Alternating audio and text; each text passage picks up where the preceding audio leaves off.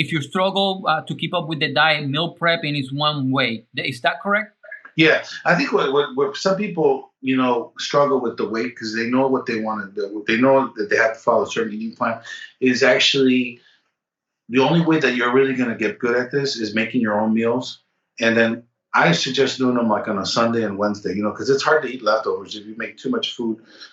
And you're eating the same foods. And you basically there's a lot of great apps out there. Something called EatThisMuch.com.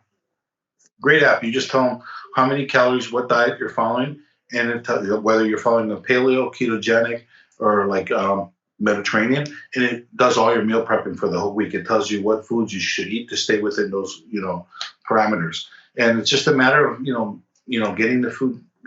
There's some other programs that actually provide foods already pre-made, but they're a little expensive.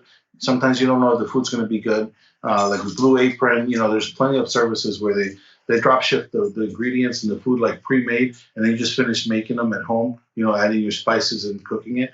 But again, there's no substitute in you prepping for the week, because if you're not prepared and you end up eating just out of the fly, out of the blue, you might make choices that aren't good.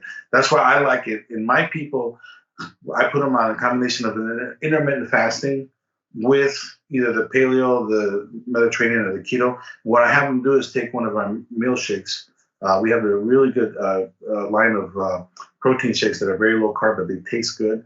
The most important is that they're not gritty, and they take that in the morning, and it helps them last all the way till 12 or 1 o'clock for their first meal. So they're sort of continuing their overnight fast. So they're kind of continuing with the intermittent fasting, because intermittent fasting is very good because it keeps your insulin levels low. When you're eating every 3 or 4 hours, like they used to say, is actually not good because you're pushing insulin every time you eat. So, it keeps adding up. So, again, the name of the game is low insulin. Get the insulin levels low. And that's one of the ways of doing it, intermittent fasting. But we teach people to eat in an 8-hour window from 12 to 8. In the morning, they just have a shake. So from 12 to 8, that makes it simple. They just have to have like another shake later in the day and 2 meals.